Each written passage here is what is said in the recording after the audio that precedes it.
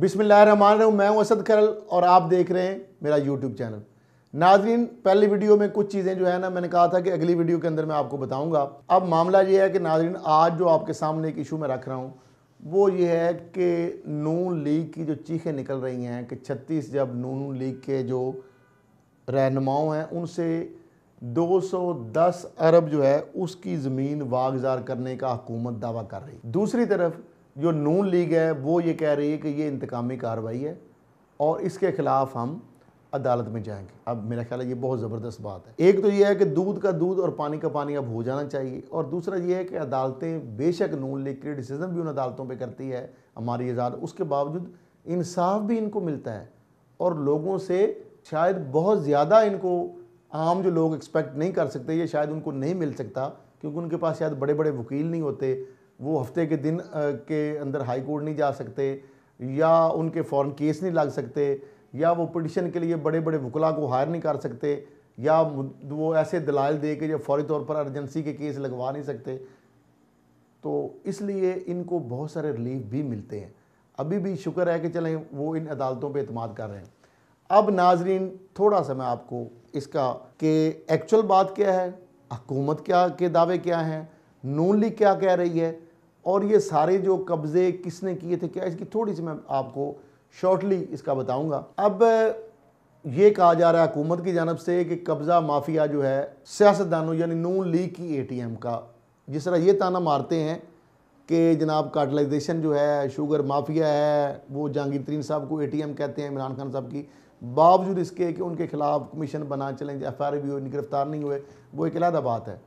अच्छा, अब मामला आ गया ये, अब जो अभी जो है हमले कर रहे हैं ये कहते हैं कि जनाब PTI के लोग कि ये जो खोखर हैं, आपको पता है जब को ज़ाती मचलकों की बात होती है, श्योरिटी बॉन्ड्स की बात होती है, पार्टी फंड की बात होती है, तो बड़े बड़े सियासतदान जो बड़े बड़े मिनिस्टर आपके ख्वाजा आसफ हों, एहसन इकबाल साहब, वो पार्टी फंड के अंदर 2 लाख और 5 लाख से नहीं बढ़ सकते, और जनाब खोखर साहब उधर हाथ खड़े कर देते हैं कि 10 करोड़ 5 करोड़, और फिर जद्दा में जाके जब दिए फ़ंड और सऊदी अरब में, और फिर मरीम साहिबा हमज़ा और उनके ख़र्चे उठाने और चीज़ें, और फिर मरीम साहब का जाना, तो वो टैग बनते हैं बहुत सारी चीज़ें। खुरम दस्तगीर साहब, मियाँ जवेल लतीफ़ साहब और बहुत सारे ख्वाजा आसफ साहब। अब थोड़ा सा इनके हवाले से बता दें कि ये जो PTI वाले कहते हैं इसमें किस हद तक सदाकत है, और ये जो नून लीग कह रही है कि इंतकामी कार्रवाई, इसमें किस हद तक सदाकत है। ये आपके सामने मैं फैक्ट्स रखता हूँ, 3-4 मिनट के अंदर कोशिश करूँगा कि इसको मैं समराइज़ करूँ। अपोजिशन कहती है कि ऑपरेशन जो हो रहा है, ये ज़मीन जो वागज़ार कराई जा रही है, ये नून लीग के ख़िलाफ़ एक इंतकामी और यकतरफा कार्रवाई हो रही है। ख्वाजा आसफ जो हैं, उनके जो बेटे हैं ख्वाजा असद, 4 मंजिला उनका जो दफ्तर मस्मार किया गया है, उसके साथ खुरम दस्तगीर के कब्ज़े से जो वागज़ार ज़मीन और उसके बना जो उसके ऊपर पार्क है वो, और पंप उनके वालिद का जो है कुछ हिस्सा सरकारी उसमें था। फिर काबज़ सियासतदानों को वज़ीर आज़म साहब ने कहा कि हम बेनकाब करेंगे। अब ये एक मैंने आपको इसके टीज़र बता दिए। अब आ जाते हैं सियालकोट के हवाले से, जो ख्वाजा आसफ साहब के बेटे या उनकी हाउसिंग कॉलोनी जो थी उसके ऊपर जो कार्रवाई, उसमें क्या फैक्ट्स हैं और हकीकत क्या है, सच झूठ आपने फैसला करना है। अब साबिक मेयर जो तौहीद अख्तर हैं और ख्वाजा आसफ के बेटे हैं ख्वाजा असद, इनका 4 मंजिला दफ्तर वो गिराया गया है। अब हुकूमती जो लोग हैं, वहाँ की जो लोकल इंतज़ामिया है, उनका ये कहना है कि पार्क और कब्रिस्तान की जगह पर, यानी पार्क और कब्रिस्तान की जगह पर बनाए गए, ये 4 मंजिला इमारत की बात हो रही है, ये कब्रिस्तान के लिए जो मुख्तस जगह थी और जो पार्क के लिए मुख्तस जगह थी, उस पर ये दफातर बनाया गया 4 मंजिला, उनको गिराया गया। ज़िला इंतज़ामिया का ये कहना है कि जो सियालकोट में तौहीद अख्तर की निजी जो इमारत की बात हो रही है, हाउसिंग सोसाइटी के अंदर जो बेसिकली कार्रवाई हुई है, ये जो इनकी है साबिक, जिस तरह मैंने बताया, मेयर सियालकोट तौहीद अख्तर और ख्वाजा आसफ साहब के जो बेटे हैं ख्वाजा असद, इनकी जो हाउसिंग सोसाइटी में ये कार्रवाई की गई। सोसाइटी की 4 दीवारी में जो इंतज़ामिया का मौक़िफ़ है में तमीर 4 मंजिला इमारत गिरा दी गई। ये सोसाइटी की 4 दीवारी में जो अंदर थी एक इमारत, उसी जो प्रेमिसेस के अंदर 4 मंजिला एक इमारत थी, उसको गिराया गया है। ज़िला कौंसिल का अमला जो है उसमें इस्तेमाल किया गया, ज़ाहिर बात है उसको, उसकी दर्जनों गाड़ियाँ सैकड़ों एहलकारों के साथ सोसाइटी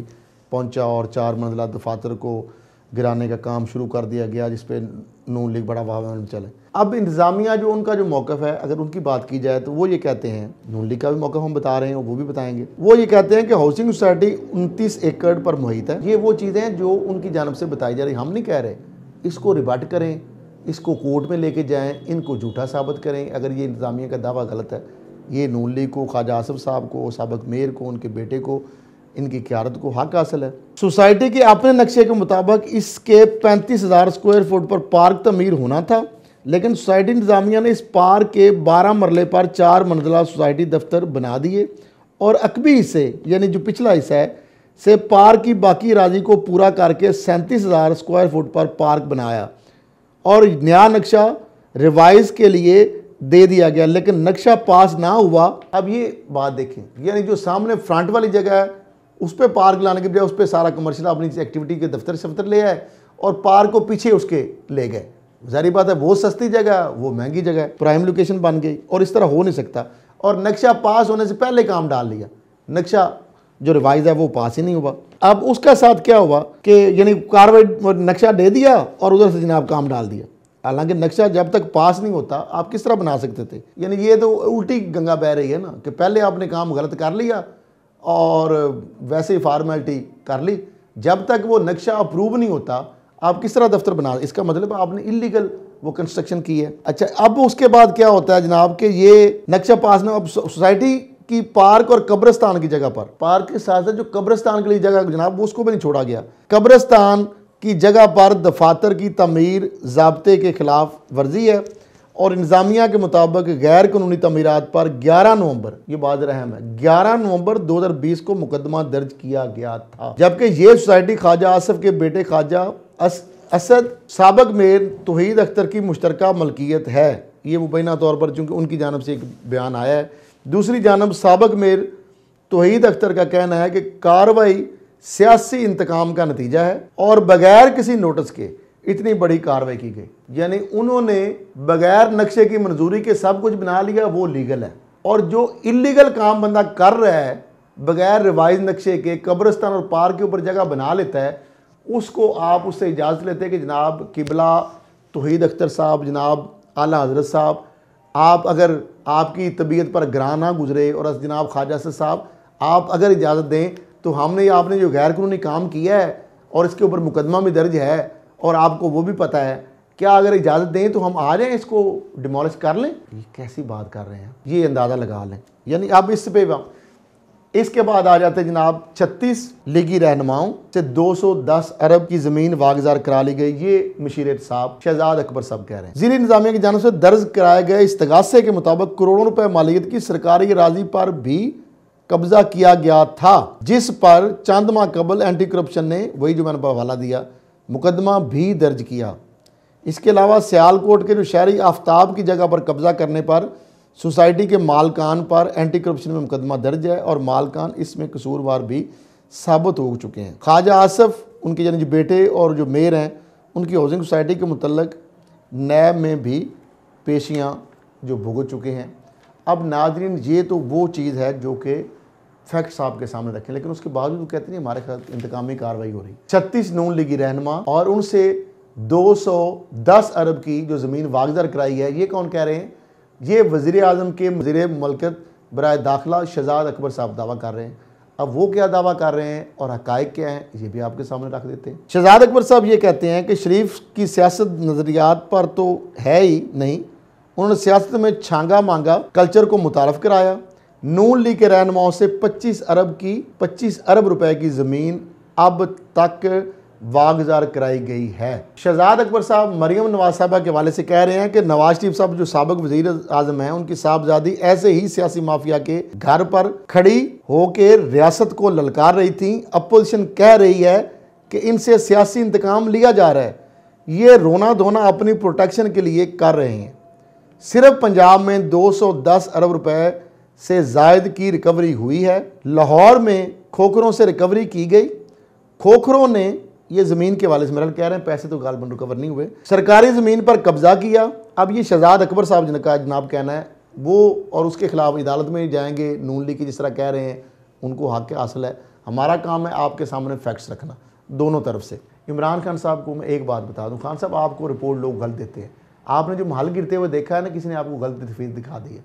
उनका महल नहीं गिरा, वो 60 कनाल का महल था, फिर अब 200 कनाल तक हो गया। आपके 74 डीसी जो आपकी पीटीआई की थी, उसने सुप्रीम कोर्ट में झूठ बोला था इसी केस में एक दिन। अगले दिन जाके उसको मैंने सच उगलवाया और उसको उगलना पड़ा।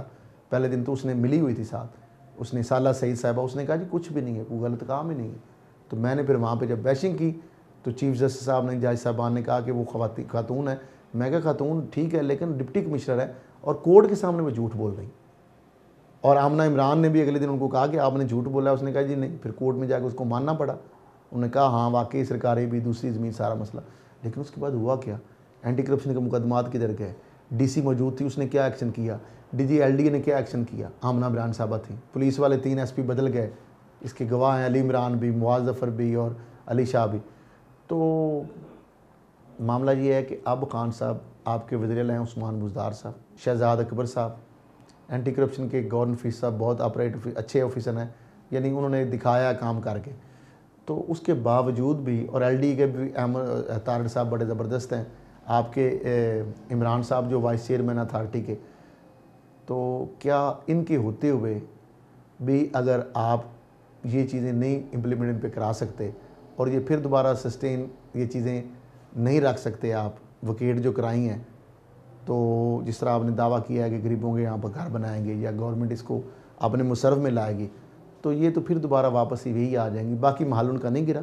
ये खान साहब चंद चीज़ें, जो 38 कनाल वाली जो खबर चली है ना कि वो वागजर, वो भी गलत है।